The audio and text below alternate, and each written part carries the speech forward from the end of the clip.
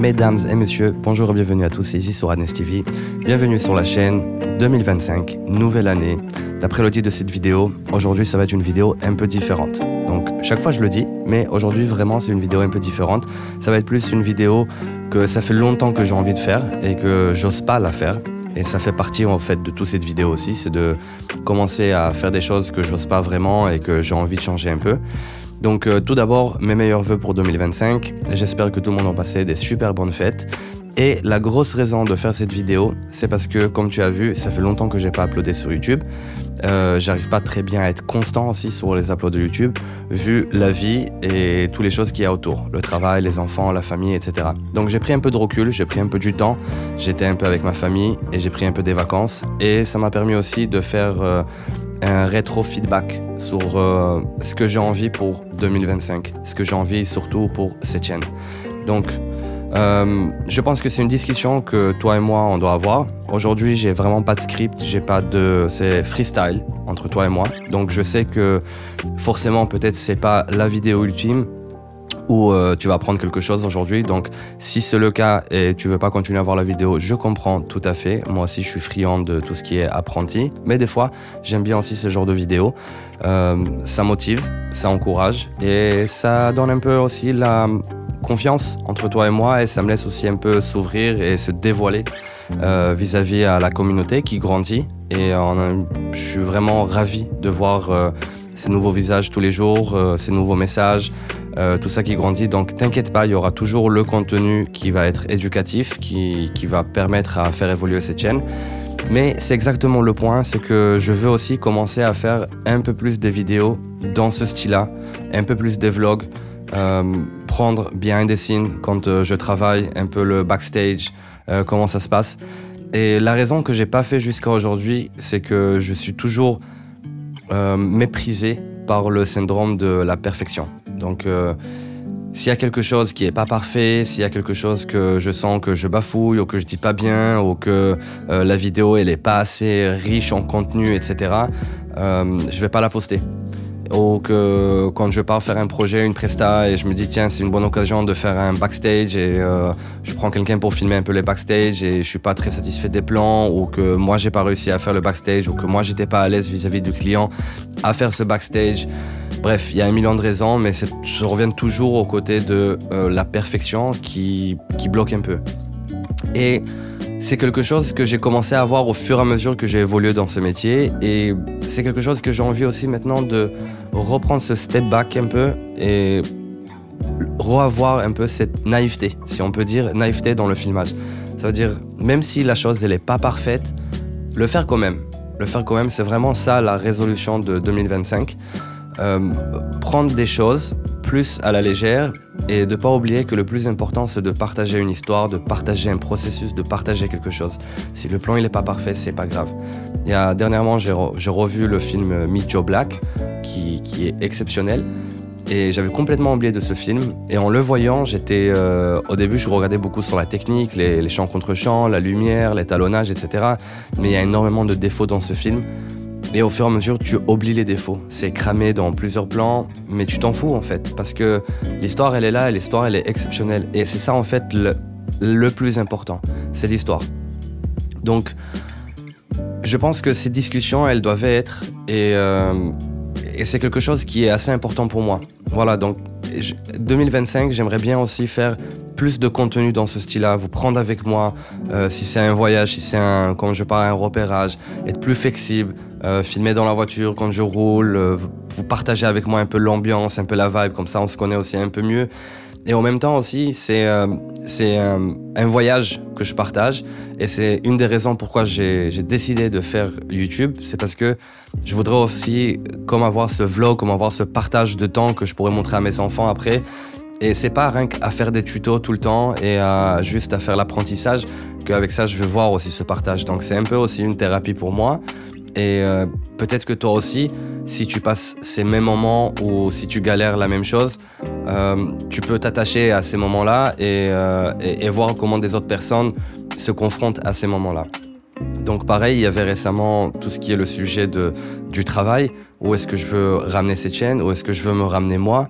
Et tout ça, c'est un processus qui est fatigant et que beaucoup de fois, personne n'en parle sur YouTube. Personne ne va te montrer les galères, les moments où que tu essaies de raccrocher, de décrocher du taf, tu essaies d'évoluer dans un endroit spécifique et que ça n'arrive pas et ça prend du temps. Donc tu essaies de faire des stratégies.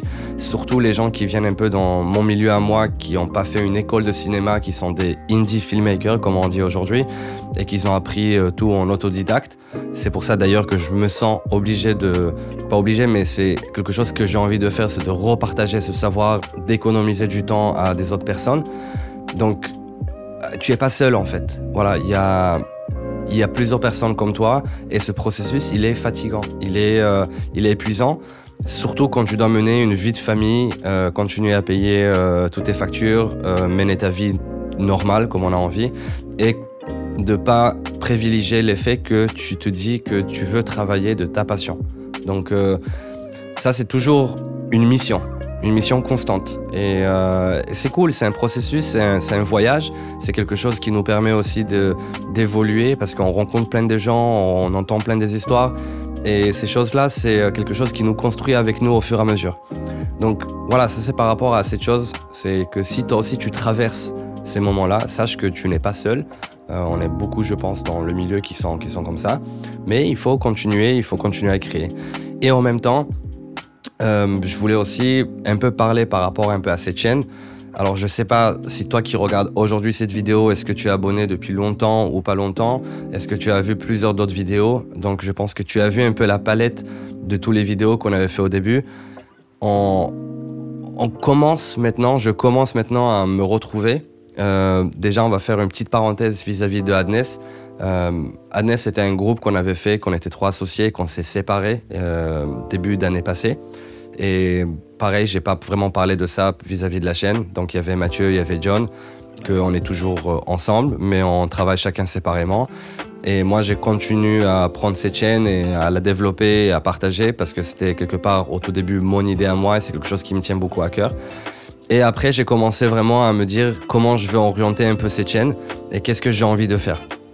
Donc, comme tu as pu le voir dans les dernières vidéos, mon vrai métier que je développe et qui me passionne énormément, c'est directeur de la photographie, tout ce qui est cinématique, breakdown, l'éclairage lui-même et l'étalonnage. Je trouve que ces deux métiers-là, ils se marient super bien.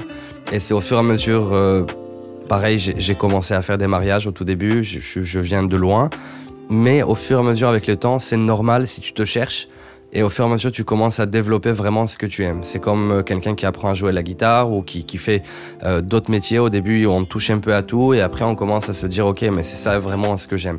Et c'est là où que je voulais ramener ma chaîne. Je voulais ramener cette chaîne dans ce milieu-là, cinématique et étalonnage. Et vraiment avoir cette niche spécifique-là où que tu peux venir tous les fois et venir une vidéo qui va t'enrichir et qui te va donner un savoir.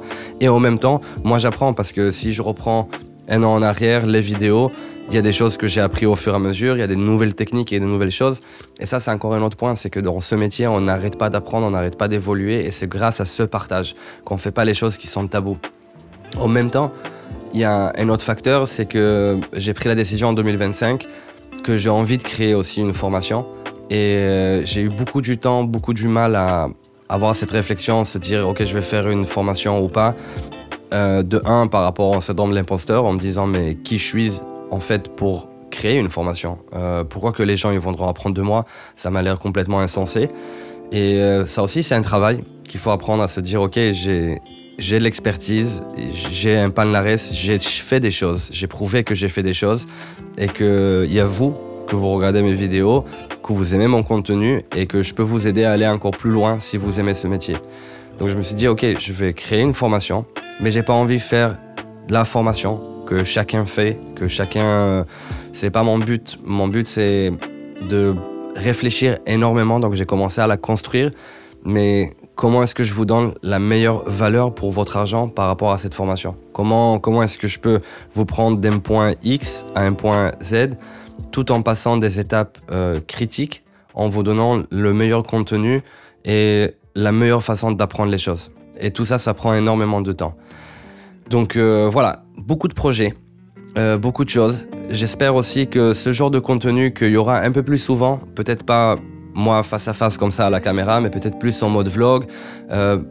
Encore une fois, prendre un peu moins les choses à cœur, moins les choses, le perfectionnalisme en tant qu'un obstacle et plus en tant que optimiser cette chose et se dire voilà où je veux arriver, mais c'est pas grave si dans le chemin j'ai pas eu exactement le rendu que j'ai envie. Ça c'est quelque chose qu'il faut vraiment que j'apprenne à travailler sur moi-même. Et en même temps, c'est travailler aussi sur cette formation, continuer à vous donner le meilleur contenu en termes de cinématique, cinématographie et en même temps de l'étalonnage. Et même moi, je prends beaucoup de cours, j'apprends énormément tous les jours. C'est ce que j'aime dans ce métier, c'est tout le temps de développer, de trouver des nouvelles techniques et de m'entraîner. Et j'espère aussi que ce genre de contenu-là, il t'encourage. Et si tu es resté jusqu'à la fin de cette vidéo, ben, un grand merci. Je te souhaite une meilleure année, une très belle année. Pas une meilleure année, une très belle année pour 2025. Et voilà, et qu'on continue à grandir et à évoluer et à apprendre et à continuer à raconter des belles histoires et de faire des belles images comme on sait le faire. À la vôtre et bonne année.